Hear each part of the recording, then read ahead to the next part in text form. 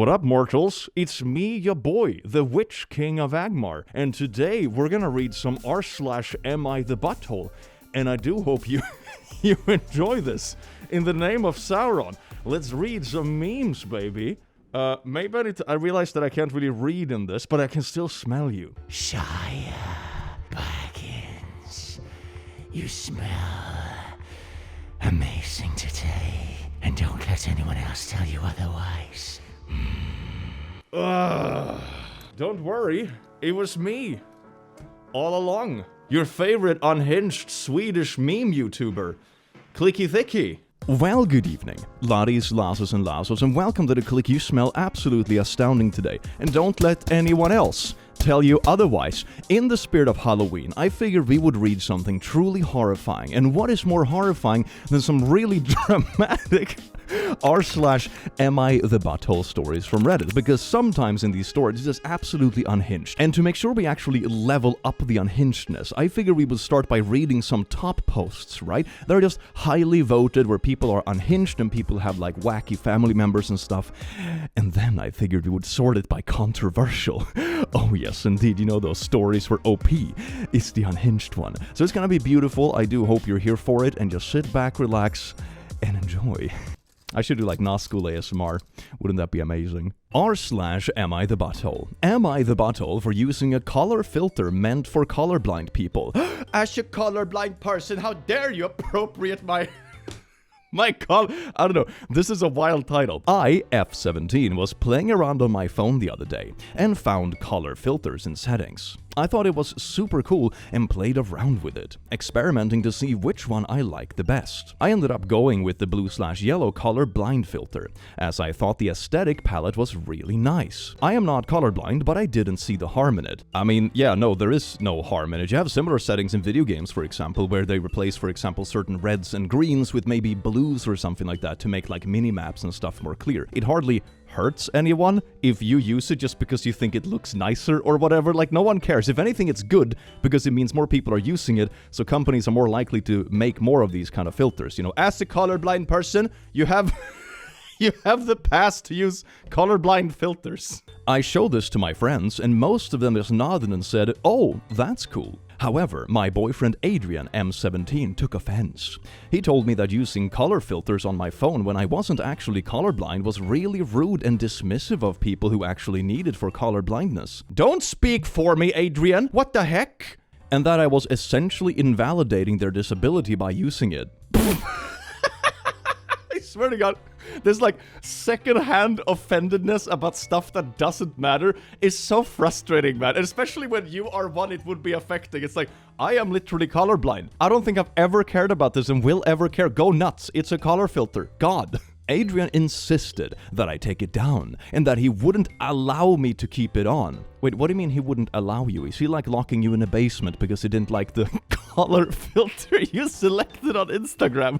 What kind of wannabe controlling relationship is this? I was absolutely taken aback, and I told him it was ridiculous since it was my phone and I just used the filter and never pretended to be colorblind or anything. Adrian snapped at me, telling me I was stupid and out of touch, and that I had no idea what I was doing. I then told Adrian that he was being incredibly rude and controlling, and that what I do with my phone color settings is none of his business. He has refused to talk to me ever since, and I am so confused why we're having an argument about color filters. Am I in the wrong for using a color filter meant for disabled people?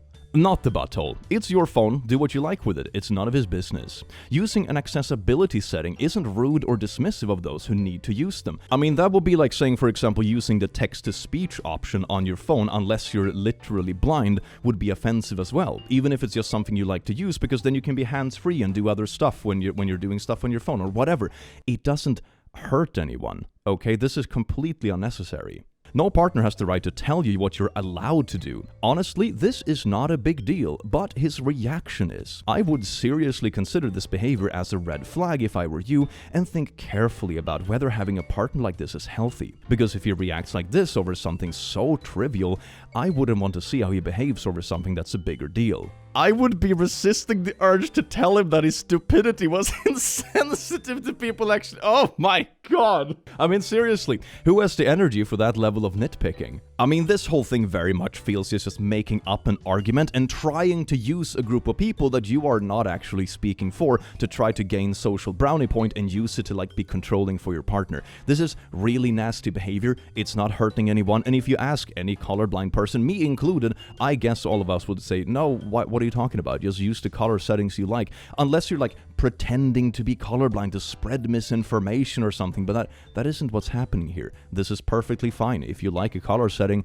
go nuts. Am I the butthole because I told my mother-in-law that it's all on her? My 5-year-old son's birthday is coming up, and he wants a chocolate cake with chocolate icing. It is his birthday, so I said yes. My mother-in-law can be a selfish cow sometimes, and my son was telling her how he's getting chocolate cake and chocolate ice cream. My mother-in-law said she doesn't like that, and so my SO should get something we all like. My son said, "It's not your birthday, so you don't get a say." This would be normally disrespectful, but recently I said this to my son when we went to his friend's party. When my son didn't like the cake flavor and we had the discussion about how the birthday person gets to choose their cake flavor because it's their special day. My mother-in-law was shocked, and I told her the same thing I told my son. When it's your birthday, you can get whatever flavor of cake you want. My mother-in-law called me a birch and my son a spoiled brat. What do you mean? This seems like perfectly reasonable boundaries for your kid. It's like respect other people's special day,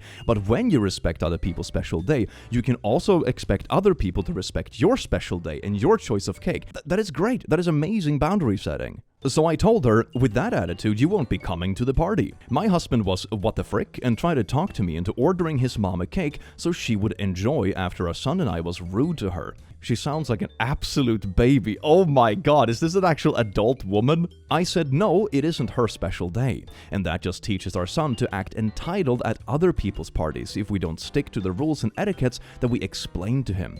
And it will just make him confused, entitled, and spoiled. Yeah, that's horrible, especially after this lesson has already been taught. It's like, oh, but if you whine hard enough, then you can command the people who are in charge of the party just order you a specific personal cake. Man, you're going to a party for free. How can you be this entitled? My husband saw the truth in that because our son was excited about his birthday cake for his birthday and now understands that not everything is about him. Yeah, it's a perfect thing. I think that is great. Like, you can expect to be treated specially on your special day, but you can't take over other people's special day. It's this beautiful combination of mutual respect and boundaries, and it's just good. It's a good lesson. Other people get to enjoy their special event how they want to.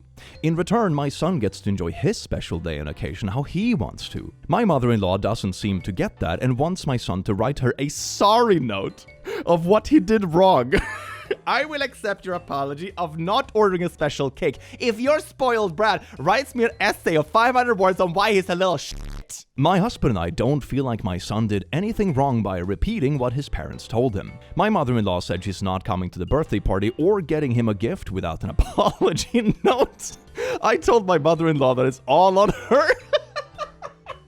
Yeah, she's definitely someone who was never taught this little lesson as a kid. How can you be this entitled at a children's party? Oh my god, I mean, you're an adult. If you know that you're not gonna like the dessert or whatever, you can either just skip it or you just bring something yourself. It is so easy, man. It's so easy. Come on. Honestly, I think it's more about the selfish power play in this case. She just wants the host to bend over backwards for her demands. It's not about actually pragmatically solving anything. It's more about the principle for her. How dare you disrespect me kind of thing. When in reality, it has nothing to do with disrespect. It's just like someone else's birthday. A child. You're creating a conflict with like a 6-year-old child on their birthday because you don't like the same cake. And the 6-year-old is acting more mature than you are. Wait, it's a 5-year-old! Even worse! Am I the butthole for telling my mom it wasn't cute or funny to dress me up as a hot dog instead of a princess? So there's this new Target commercial going around where a little girl dresses as a hot dog. And it came on while my family was watching a scary movie. I, 20F, am home from college for the weekend and brought my boyfriend. And my mother, 57F, decided it would be hilarious to mention that she had made me a hot dog costume as a kid. Except the way she told the story, it was my request. She said that all the girls wanted to be Disney princesses, but I had asked to be a hot dog. And so she had gone out of her way to make me that costume. This this is not what happened, and I said as much. What actually happened is that I wanted to be Snow White, and had told everyone, including the teachers, that I was going to be Snow White. I was obsessed with that movie as a kid, to the point where I would actually get invested in doing chores because I was cleaning up just like Snow White. Oh my god, that is so cute. Why would you not endorse this in your child? This is like amazing for everyone. The child is happy. They're even doing chores because they're so happy, like LARPing as their favorite character. This is great. Why would you mess this up as a parent? God. My dad and I would watch the movie all the time, and I was very excited to be Snow White for Halloween, especially because my ballet studio was doing a special princess dance for Halloween, and we had all signed up for special princess slots, and I had shown up early with my dad the week before so I could get to be Snow White. That is so cute. That is so cute, and I'm guessing the end of the story is not gonna be cute. My mother decided that she wanted to be quirky, and that Snow White was a bad role model after I got in trouble for trying to cook dinner for my family. I was about 8 years old and I tried to make hot dogs, like how she made food for the dwarves in the movie, and I made a mess. So you punish your daughter by sabotaging the Halloween costume. You would imagine that if a daughter is encouraged by a character to like do their chores or like treat their family to nice things with gestures and stuff or food or whatever, that is a really cute thing. If you wanted to like be a good parent and like endorse your child in doing good stuff, you would be like, oh, well, that can happen in the kitchen. It's okay. Here, let's do it together and I'll show you how it's done. And you create it into a nice memory where you're doing something together and you teach your child something. Are you really gonna go and like further traumatize your kid for making a mess in the kitchen when they're 8 years old? Man, what a shitty parent. My mom surprised me on the day with this crappy hot dog suit and told me if I didn't wear it, she would never let me watch Snow White again. I'm sorry, what? What kind of petty parent is this? She took a million pictures, and the other girls teased me for months. Ah, yes indeed, Mom of the Year. Let's make sure my child doesn't get the costume they want, that they're bullied, take a bunch of pictures to immortalize this moment of them being bullied and have their dreams crushed, and also, like, say that it's a bad role model to, like, do chores and want to, like, cook for people you love. Oh my god. Oh my god, man. It was one of the most humiliating moments of my childhood. I told the real story and mentioned that I got through the day by pretending that she was the evil queen making me dress in rags, but the rags happened to be a garbage meat costume. She got really quiet after that. And after we left, my brother says she was crying and looking at pictures from that Halloween. How could she? Did she like tell herself a different story in her head about how this whole thing went down? This is the wildest thing about certain parents that I really don't understand. Like when parents really struggle to understand that, oh, maybe it's not nice to be bullied for looking like a shitty hot dog on Halloween or whatever instead of a princess. You have been to school yourself. You have been 8-year-old yourself. You know what it's like when you get teased in school. You know, unless you were the bully. Maybe your mom was just a bully in school, so she legitimately doesn't understand this. Maybe that's why. I didn't want to make my mom cry, but it's a shitty memory for me, and it felt like she was trying to humiliate me all over again in front of my boyfriend. Am I the butthole? No, definitely not the butthole. 8-year-olds can be buttholes, like children can be really raging sociopaths, but not in this kind of instances. This is their parent purposefully making their child the target of bullying, teasing them for it, doing their best to immortalize one of their worst memories. Come on. This is so trashy. This is so trashy. Am I the butthole for telling my parents I didn't have a kid? They did, and they needed to take care of her, and not me. My parents had me, 15F, when they were 18 and 19. They always made it so obvious they resented being parents so young, and added to that they will never try to be good parents. What do you mean? Like it's the child's fault? Oh my god, I'm so sorry, mommy and dad. I didn't know you didn't understand how to use a condom. That's totally something I could control before I was literally conceived. I don't have extended family to rely on. They disowned my parents for having me so young. So friends' houses were a positive in my life that made me feel more comfortable than being at home with my parents. My parents never did the typical parent stuff, like helping with homework or showing up to support me at school. I don't think they ever attended a parents' conference with me. They ignored a lot of stuff I needed to get signed, and I would have to get right in their face to the last day to get signatures. My birthday and Christmas have never been a big deal or celebration. They do celebrate their wedding anniversary, but that's a them thing. When they told me 2 years ago they were expecting a baby, it really surprised me. But then it hurt because sometimes they said stuff that made me feel like I didn't exist. Like how they were so excited to have a baby and how they couldn't wait to be parents. A friend of my mom's did remind her of me, but then she and dad said I was basically the too early practice run and this was the real deal. Man, can you imagine that? Your parents telling you you're like the early access of a game, but now the real game is releasing and this is what people are actually excited for. Oh my god, your child didn't choose to be made, okay? It's still up to you. You are still the adults even if you were very young adults, okay? When my sister was born, they were so attentive to her that I ceased to exist completely. I got sick and my school was trying to call someone to pick me up early, but they ignored the calls. And when I got home, they had taken the baby out for a family day. When they got home, they hadn't even realized the school called because they turned off their phones to enjoy family time. Enjoy family time, so let's turn off our phones so our other child that is also supposedly part of the family literally can't call if there's an emergency. Very selective family time, isn't it, huh?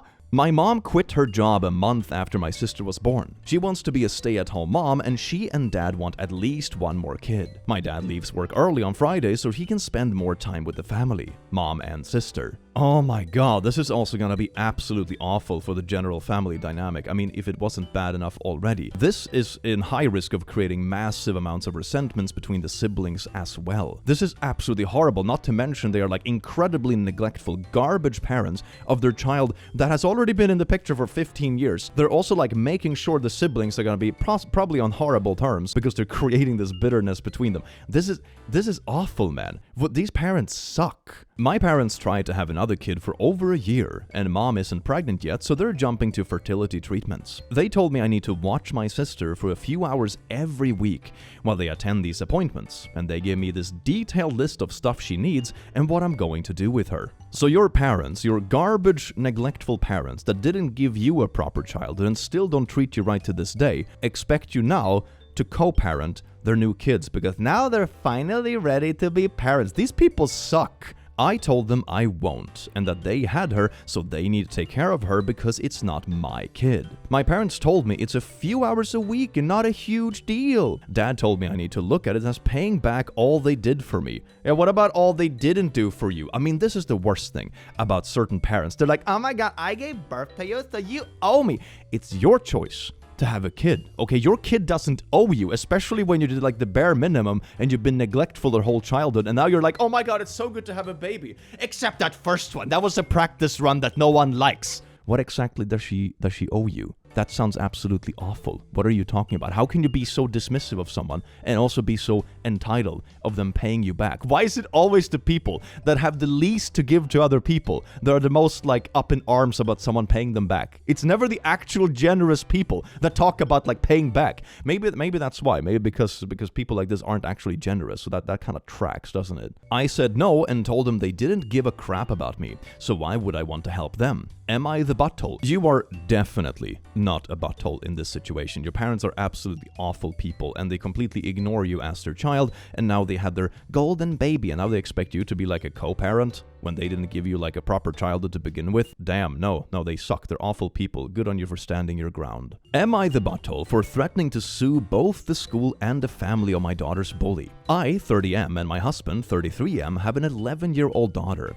who's been going through severe bullying at school. It just keeps getting worse. It started with just name-calling, but has gotten worse over the past few weeks. Context, she is adopted, which is something we have always been open about and celebrated as part of her story. Recently, some kids found out about her adoption and started saying horrible things, telling her stuff like her birth mother didn't want her. They tell her that she's unwanted and that she's a reject, which is not the case. Her mother loved her very much to the point she literally gave her life so she could be here. Oh my god.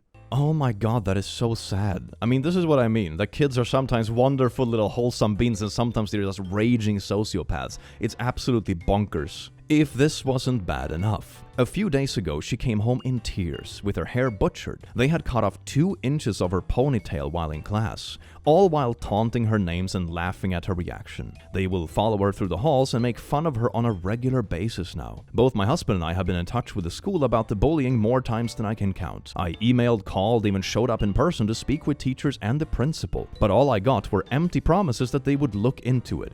Okay, if you have kids literally like butchering their hair, now we're not talking about name calling or like, passive aggressive bullying or like, not including someone or more like vague stuff that might be hard to tackle.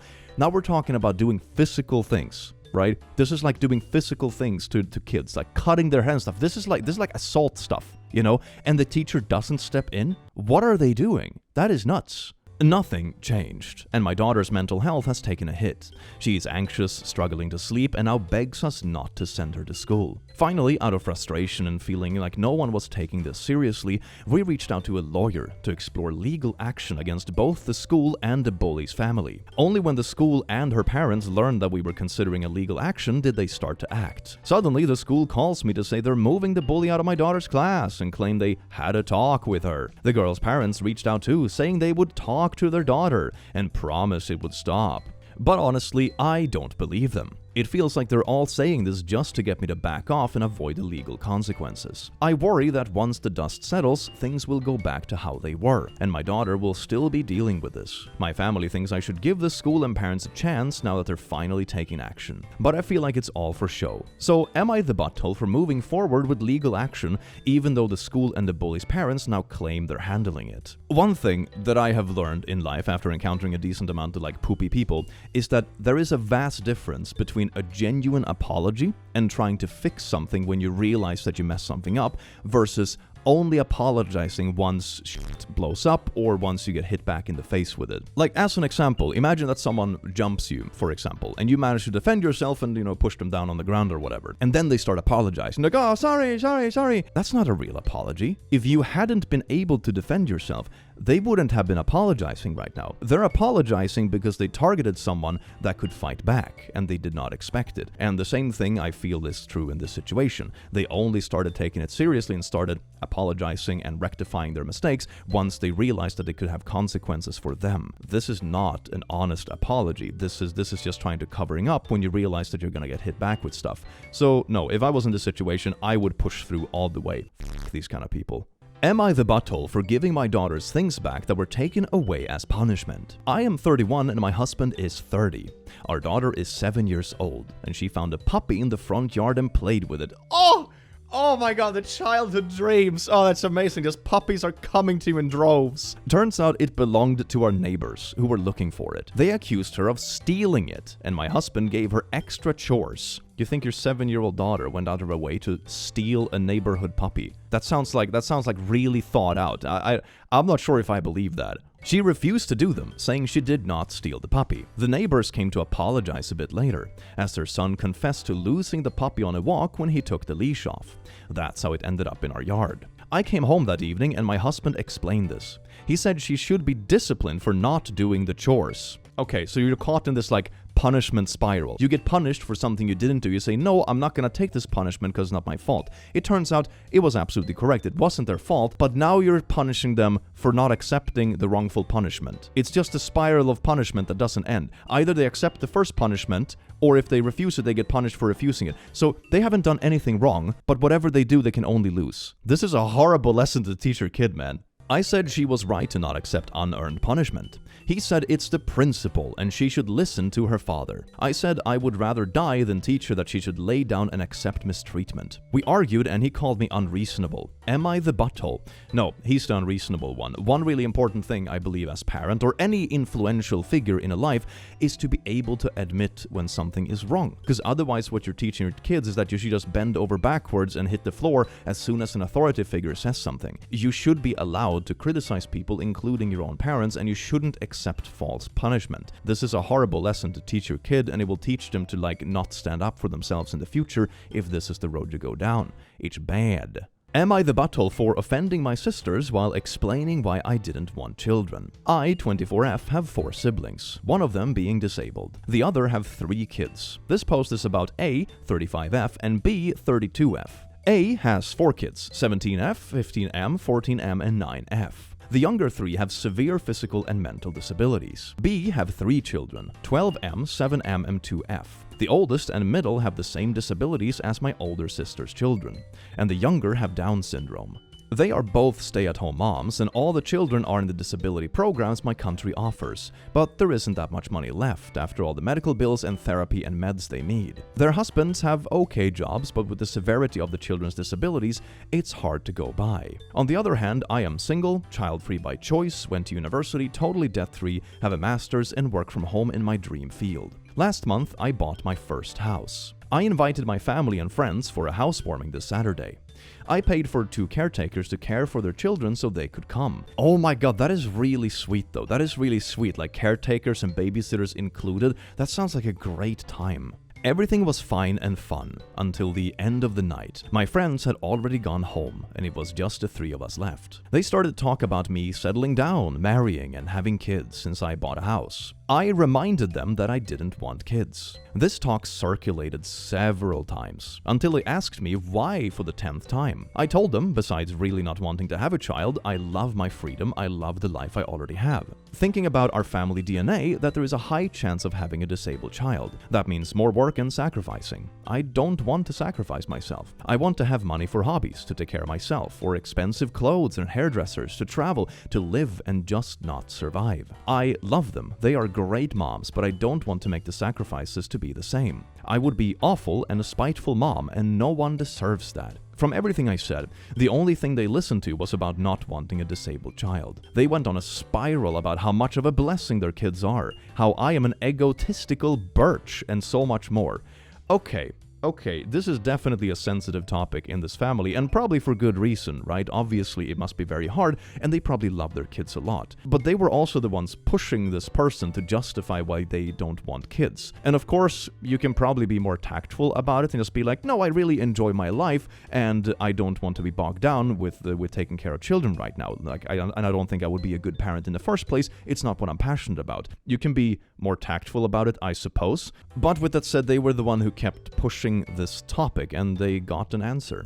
They blocked me on social media and aren't answering me in the family group chat. I mean, I would argue, if you don't think that you're gonna be a good parent or being able to care for kids in the way that they would deserve, then not having them is the responsible thing to do. Only having kids because of some kind of, I don't know, social thing, or because you don't really want it but you should, that's probably more egoistical, to be honest. Just saying I don't want kids and just care about your own life isn't egocentrical. You're not hurting anyone, right? So how can it be egocentrical if you're not taking something from someone else? It doesn't harm anyone. Why would you go down this rabbit hole of insulting people for it? Come on, people are allowed to live their life how they want. My mom called me to give me a speech about how my disabled brother, 36M, was a blessing in her life, how he is a gift from God, and uninvited me from Christmas because my sisters won't come if I come. I think this is a really weird blow-up, because according to the story, I mean, we never know the full context of course, but it doesn't sound like the sister actually insulted anyone. It's not like she went on this tangent at her sisters being like, oh, I can't believe you had kids despite blah blah blah blah blah. It's like, no, she didn't do that. She just explained her own position in her own philosophy when it comes to having kids. That is perfectly valid, just as the sister's choice to have kids is perfectly valid. Both choices are fine. This is not the tangent you should be going on. I called my brother 39. His 2 children are adopted. He admitted a long time ago this was due to the high chance of disability in our family. He told me that my delivery was rude, but they also suck. They should know not everyone wants kids. He encouraged me to apologize because I know how they are. Not the butthole. I am disabled myself. Honestly, it sounds more like your sister wants you to make the same decision in order to validate their decisions, which is a very human thing but not really fair to you. You aren't them. They might love having kids and want more, and that is valid regardless of what anyone else does or does not want. Also, they are possibly taking out their own struggles with resenting the difficulties on you. No matter how much of a blessing children are, even people who wanted them and who have able-bodied kids have moments when they just plain regret having them. It would be much healthier if people admitted and processed this. Not wanting kids is a valid choice. Not wanting them because there's a high risk of disability, which means inevitable struggles, plus could be incredibly unfair to the child, is also valid. A lot of people fuss about how not wanting a disabled child is ableist without addressing that the chief reason is we live in an ableist society that begrudges even basic rights for disabled children and adults. Your sisters need to process their own internal worlds and reconcile the fact that not everyone wants what they want. Their decisions are valid regardless of other people. That it's okay to not always be happy about the outcomes of decisions we make. That they can love their kids and still be mad that it's such a struggle and so difficult sometimes. That might be the most sane thing I've ever read on Reddit. Thank you. That is a really good comment, and I think it summarizes it incredibly well. And something like having a family and that sort of thing is a big sacrifice. Like, I see my friends and stuff that have children, sometimes you meet them and they're like, "Oh, bro, I slept 3 hours last night. The child was sick and screaming and throwing up the entire night." And I'm like, damn, it sounds magical to have a family, but maybe on this specific night I'm pretty glad I don't. That sort of thing. Everything has pros and cons, and being aware of the fact that not everyone is willing to make the sacrifice is perfectly fine. Just as fine that other people are willing to make the sacrifice because they want it in their life and they want something to build towards, and etc., etc. I think that just recognizing that people are different is such a big solution to so many things when it comes to this stuff. And also disability care should in general just be way, way better than it is. I think we're heading in the right direction, but man, there is a long way to go. Am I the butthole for refusing to sit next to a picture of my late husband and telling my daughter I will not be going to her wedding if that's her plan? Wait, hold on. So you're gonna go to this wedding, and instead of sitting next to your current partner, if you have one, or another guest or family member, you're just gonna sit next to a picture. Wow, really? My late husband and I didn't have a good relationship. But then it's even more unhinged to ask this. Are you kidding me? He struggled with alcoholism and ultimately drank himself to death after I divorced him. Okay, so this husband didn't only pass away, they were actually already divorced. So she wouldn't actually sit next to this ex-husband even if he was still alive. But the daughter is still insisting she sits next to a picture of him instead of her current partner. What? I've never heard of this. This is unhinged. After some time, I remarried, but my daughter doesn't get along with my new husband. They have a strained relationship, and I married him while she was in college. She has hated that I have remarried, and is kind of a pee-pee to my husband. I mean, she's also in college, is an adult, and doesn't live at home. It's a weird thing to be so upset about, right? It's okay to mourn, everyone mourns in their own way, but at this point in your life, the kind of relationship you have with your parents sort of changes. It's not a parent-child anymore in the same way. You're both adults. And wishing your mom to be alone forever in that sort of way, instead of like remarrying and finding a new partner, when they were actually already divorced as well, it's not a healthy attitude to have. It's okay to not get along perfectly with a step-parent. Maybe it's just personal chemistry or whatever, but that's fine. You're not actually living under the same roof. I mean, you can probably put up with one Christmas a year or whatever. But this is probably not the attitude to have about it. You can be pleasant with people even if you don't have the best chemistry with them. My daughter is getting married soon, and while I'm excited for her, I've had some concerns about how she's planning the wedding. She mentioned wanting to include a picture of my late husband at the ceremony, which I completely understand as a way to honor him. I mean, that's fine, a parent that passed away, perfectly reasonable, that is awesome. However, she also wants me to sit next to his picture during the ceremony, and my husband would sit elsewhere. Yeah, that's where it gets completely, absolutely unhinged, because she wouldn't even sit next to that husband if he was still alive. They're divorced. Would you still ask the same thing if he was still alive? Come on now. I told her that I'm not comfortable with that arrangement. I also learned she wanted me to sit with a picture at the family table, and my husband wouldn't be sitting there either. What? That is absolutely bonkers. You're getting married, but you don't want your mom to find love again. Wow. I told her no. She got upset and said I was being selfish and disrespectful to her and her father's memory. I told her that if that's her plan, I won't be able to attend the wedding. She called me a jerk, and now my family is involved. This is absolutely unhinged. I have never heard anything like this ever in my life. I mean, if I was invited to any sort of wedding and they said, oh, instead of sitting next to literally other people, can you just sit next to a memorial picture?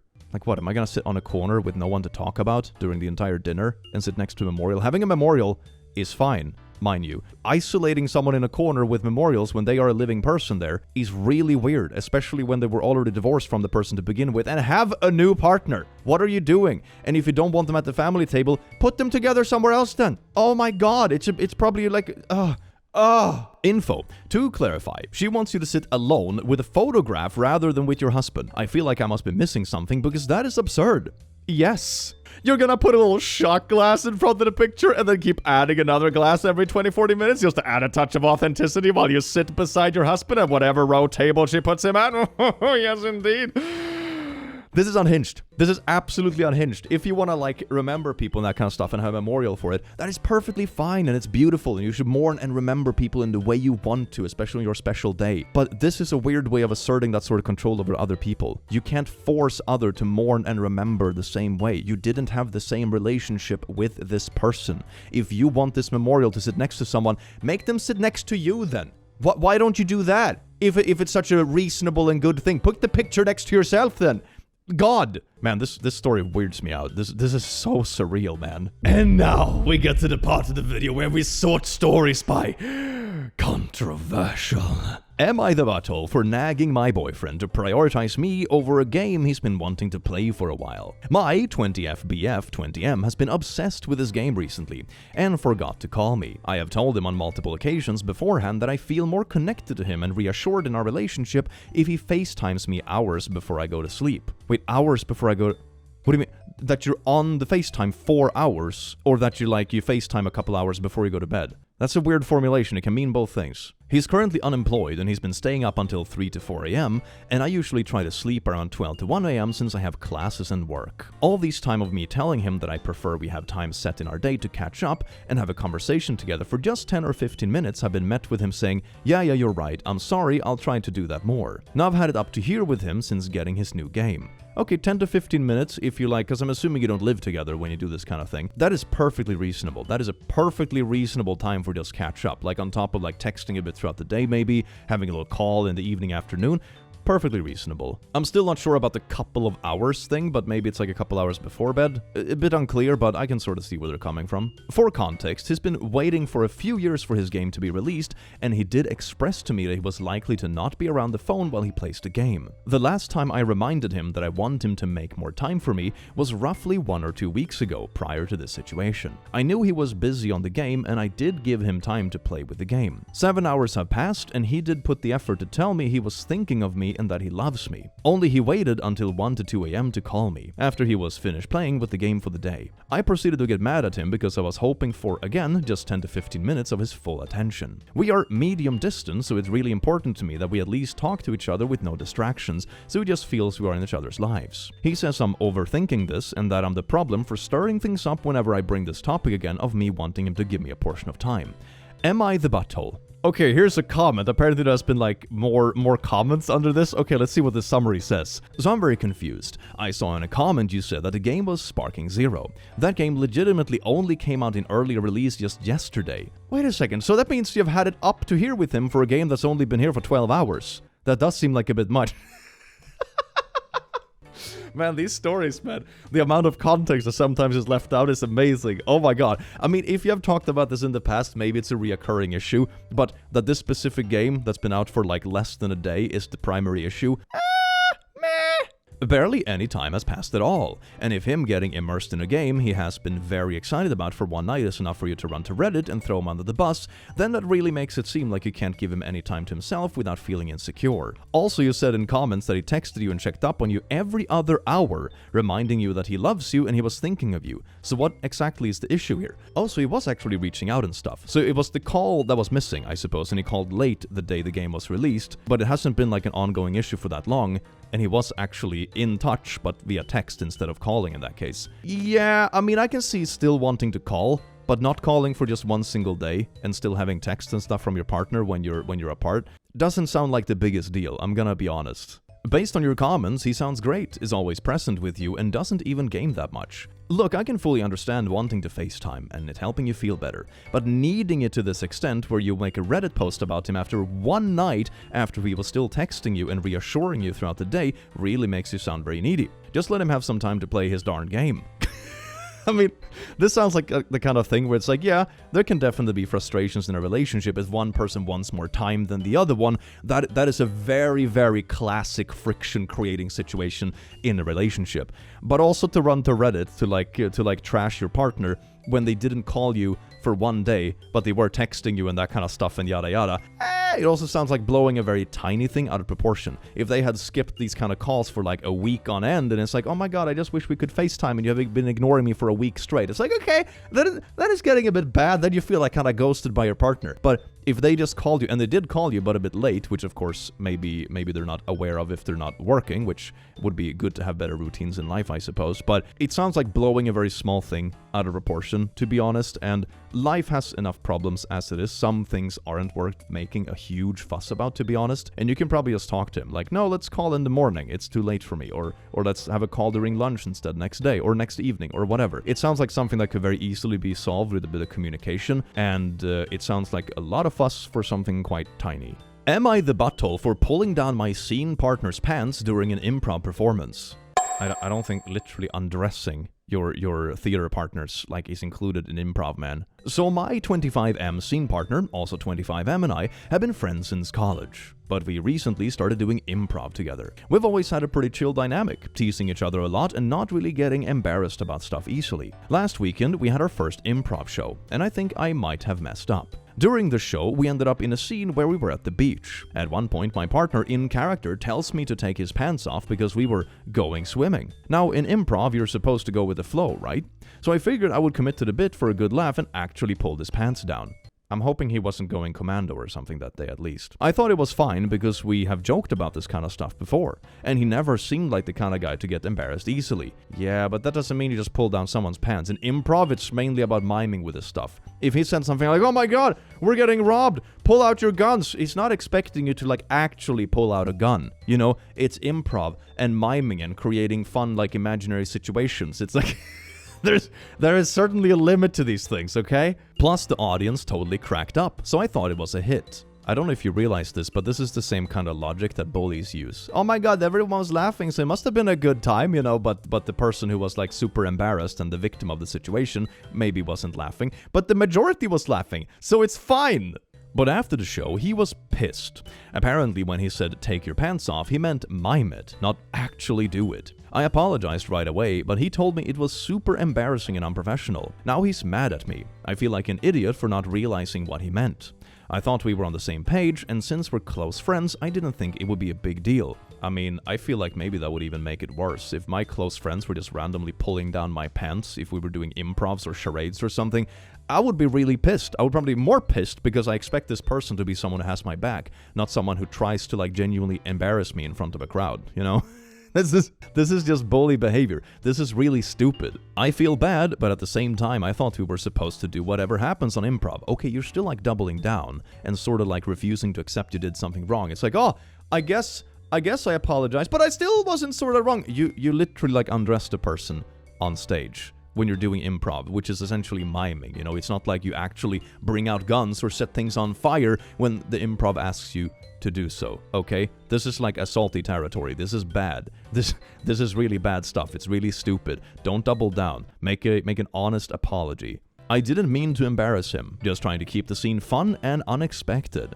Am I the butthole for not catching on that he didn't actually mean for me to pull his pants down? Oh my god, in this improv, my clothes are now on fire due to the barbecue. Your friend literally pulling out a lighter to put your clothes on fire. But what do you mean? I thought it was improv. Just go with the flow. What do you mean? What do you mean, burn damage? Would I be the butthole for telling my mom I don't want her dating? I am 18F recently. I have a sister 15 and brother 20. Our dad was killed by a drunk driver in February. Mom and dad were together for 23 years. When he died, we all started therapy. Mom, 43, started going to a group grief session in September. She met a widower her age with 2 sons, 16 and 12. They started talking and he asked her on a date last week. I'm at college, but my sister is at home. Mom talked to us all on a family call yesterday, telling us she decided to go on the date. I hate this and I feel like it's disrespectful to my dad. He hasn't been dead a year yet, and I know my parents loved each other. I do know I can't know everything about their marriage, and parents hide their darker side of things from their kids.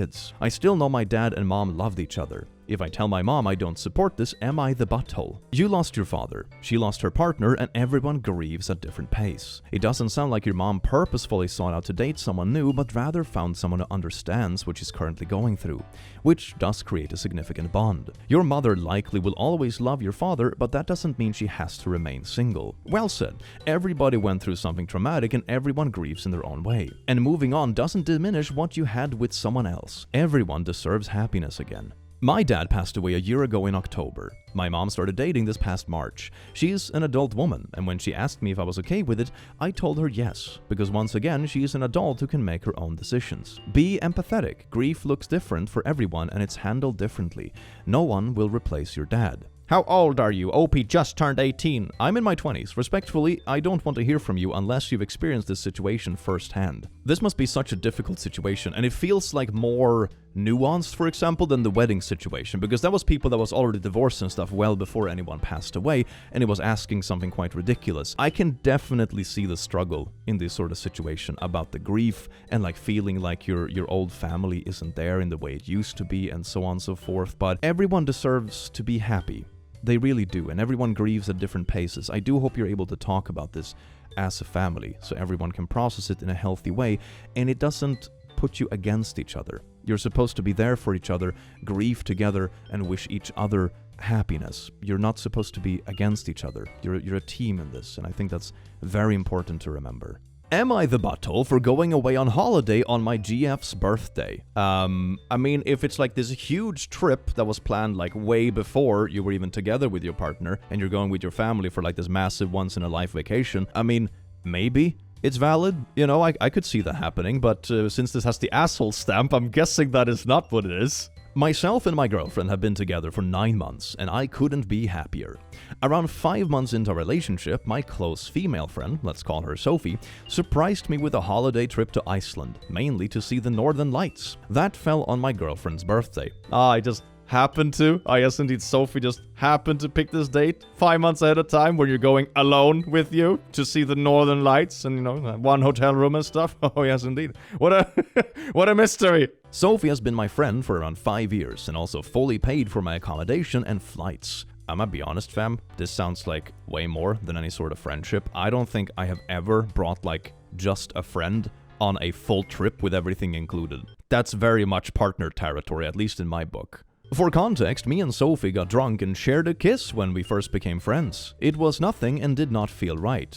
Does she feel the same way though? Or are you just lying to yourself? My girlfriend is aware of this. I can tell she's not happy about it, but she isn't the type of person to stop me from going? ? Hey girl, you know this friend that I have made out with before? She booked this romantic trip to Iceland on your birthday where we're gonna watch the Northern Lights together. That's fine, right? Right?